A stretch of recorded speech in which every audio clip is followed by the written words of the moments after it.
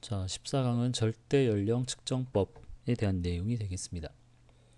자, 13강에서는 지층의 이제 상대적인 생성 순서에 대해서 우리가 봤다면, 14강은 실제 그 지층, 뭐 암석, 뭐 광물의 나이가 실제 몇 살이냐, 이제 그걸 알아내는 방법을 이제 얘기를 하는 겁니다. 그래서 이제 절대 연령, 뭐 절대 연대, 뭐 이렇게 표현을 하는데, 그래서 이제 주된 내용은 방사선 동위 원소의 원소와 반감기, 그 다음에 절대 연령, 뭐 절대 연대를 측정하는 방법에 대해서 얘기를 해보도록 하겠습니다. 자, 먼저 화학 시간에 다 배웠을 텐데요. 이제 동위 원소에 대한 얘기입니다. 그래서 동위 원소는 그 원자 핵을 구성하는 양성자의 수는 같지만 중성자의 수가 달라서 이제 질량이 다른 원소를 우리가 동위 원소라고 합니다. 그래서 탄소를 예를 든다면은 탄소는 이제 원자 번호 6번이니까 그 원자 핵 안에 양성자가 모두 다 6개씩 들어 있습니다. 대부분의 탄소는 중성자도 6개 갖고 있는데 또 일부는 뭐 7개 갖고 있는 것도 있고 8개짜리인 것도 있습니다. 그래서 이제 이런 것들을 중성자의 개수가 다른 것들을 우리가 이제 동위원소라고 합니다. 자, 그런데 이런 동위원소 중에서 그 방사능을 갖고 있는 원소를 우리가 또 방사성 동위원소라고 합니다. 방사능이 있다는 얘기는 그 원자 핵이 불안정하기 때문에 붕괴를 하게 되는데 그때 이제 나오는 이제 에너지가 방사능이 됩니다. 그래서 붕괴를 하면서 또 다른 원소로 이제 바뀌게 되는 거죠. 그래서 그 원래 있던 방사능 동위원소의 양이 이제 100이라고 한다면 그 양이 이제 50%로 줄어드는데 걸리는 시간을 우리가 반감기라고 합니다. 반감기. 이제 이 반감기는 뭐 주변 온도나 압력에 영향을 받지 않고 일정하게 유지가 되기 때문에 우리가 이 반감기를 이용하게 되면 뭐 암석이나 광물의 나이를 이제 알 수 있다. 자, 하나 예를 들면은 14탄소는 14질소로 이렇게 바뀌게 되는데 여기에 나타낸 그래프가 이제 이 14탄소의 붕괴 곡선을 나타낸 것입니다. 이렇게 제목으로 나와 있죠. 자, 그래서 만약에 이제 예를 들어서 처음에 1000개의 탄소가 있었는데 이 1000개의 탄소가 시간이 지나면 붕괴를 하면서 이렇게 양이 감소를 한다는 겁니다. 이런 식으로. 그래서 처음에 1000개가 있었는데 절반으로 줄어드는데 걸린 시간이 아까 반감기라고 했죠. 그래서 이 그래프를 보게 되면 이런 식으로 읽을 수가 있기 때문에 대략 처음 양이 절반으로 줄어드는데 걸린 시간이 단위가 이제 1000년이니까 그래서 5000 대략 한 700년 정도 되게 되겠습니다. 이런 식으로.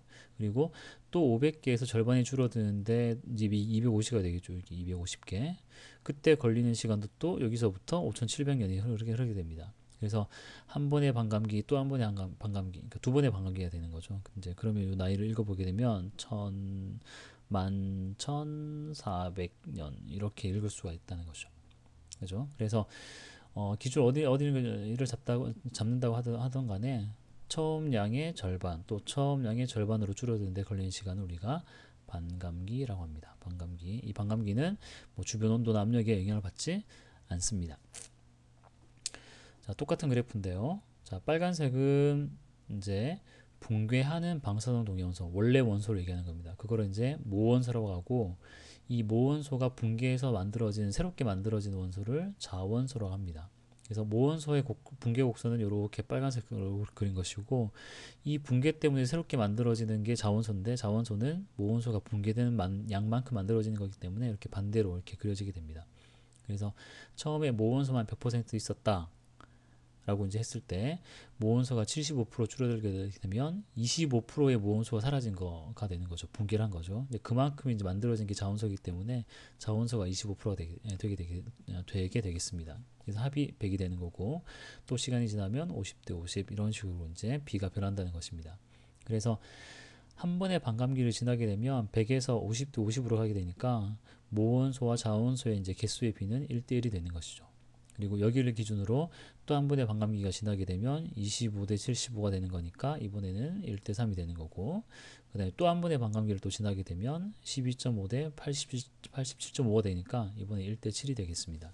이런 식으로 모원소와 자원소의 비가 시간이 지날수록 점점 바뀌게 됩니다. 이렇게. 그래서 이 비를 우리가 이제 측정하게 되면은 이제 알아내게 되면은 이 광물이나 암석의 나이를 알 수가 있다는 것입니다. 그래서 얘는 만약에 뭐 반감기가 뭐 1억 년짜리다라고 한다면은 만약에 예를 들어서 모원소와 자원소의 비가 1대1이다라고 하면은 이 돌은 1억 년짜리구나. 1대 3이다 그러면 2억 년짜리구나. 이런 식으로 이제 암석의 나이를 측정할 수가 있다고 하는 내용이 되겠습니다. 자, 요거는 교과서에 나오는 간단한 공식인데요. 이제 간단히 해석만 한번 해보겠습니다. 자, N0는 모원소의 초기, 그러니까 처음에 1000개 있었다. 예를 들어서 그때 1000개가 N0가 됩니다. 그리고 N은 반감기를 지나고 난 다음에 남아있는 모원소의 개수가 됩니다. 그리고 이제 N번은 반감기 횟수를 얘기하는 겁니다. 자, 그래서 만약에 처음에 1000개의 모원소가 있었는데 한 번에 반감기를 지났다라고 하면 2분의 1을 곱하는 거죠. 그럼 남아있는 모원소는 500개가 됩니다. 만약에 1000개가 있었는데 두 번의 반감기를 지났다. 그러면 이제 4분의 1을 곱하는 거죠. 그러면 이제 250개의 모원소가 남는다. 이런 얘기가 되는 거죠. 그래서 요 식을 이제 다르게 표현한 게 요게 됩니다. 그래서 n0는 n에다가 이제 2의 n승 곱한 거. 자, 이런 식으로 쓸 수가 있는데, 자, D는 뭐냐면 자원소의 개수입니다. 자원소 개수. 그러니까 자원소는 붕괴된 모원소의 양만이랑 똑같으니까 처음에 모원소는 n개 있었지만 n개 있었고 남아있는 게 모원소가 n개다. 그러면 요 차이가 바로 붕괴된 양이 되는 거죠. 그만큼이 자원소로 바뀌게 됩니다. 그래서 n0 빼기 n이 되는데 요 n0는 요거잖아요. 요거 위에 있는 식. 이렇게 대입하게 되면 이런 식으로 식이 바뀌게 됩니다. 이렇게. 그래서 자원소와 모원소의 개수의 이제 관계를 이런 식으로 쓸 수가 있다는 겁니다. 결론을 쓰게 되면 자원소의 개수하고 남아있는 모원소의 개수를 알게 되면 우리가 뭐를 알 수 있다? 요거 알 수 있다는 거죠. 그러니까 몇 번의 반감기를 지났다는 걸 알 수가 있게 된다는 것입니다. 이런 식으로 암석의 절대 연령을 우리가 알아낼 수가 있다. 자, 그 식을 나타내는 겁니다. 식을 외우질 않아도 됩니다. 그러니까 이런 식으로 우리가 알아낸다. 그런 이제 내용만 알고 계시면 되겠습니다. 이제 다 했습니다. 되게 짧죠 이번에 거는. 자, 여러 가지 이제 방사능 동위원소의 예가 나와 있는데요. 요거는 기억해 주세요. 탄소 14는 이제 질소 14로 이제 14질소로 분기를 하게 되는데 그 반감기가 5,700년 정도 된다. 그러니까 생명체라고 하는 거니까 그러니까 아주 이제 나이가 많지 않은 좀 나이가 어린 이런 대상으로 이제 탄소를 이용한다는 것이고 나이가 많은 것들은 우라늄을 주로 사용하게 됩니다. 그러니까 반감기가 뭐 45억 년짜리도 있고 235 우라늄은 뭐 한 7억 년 정도 되는데 그러니까 이런 것들은 이제 나이가 좀 많은 여러 가지 광물들의 이제 절대 연령을 우리가 파악하는데 사용하게 됩니다. 그래서 탄소하고 우라늄하고 반감기를 정확히는 몰라도 되지만 얘는 짧고 얘는 좀 길다. 그런 정도만 좀 기억해 주시면 되겠습니다. 여기까지입니다.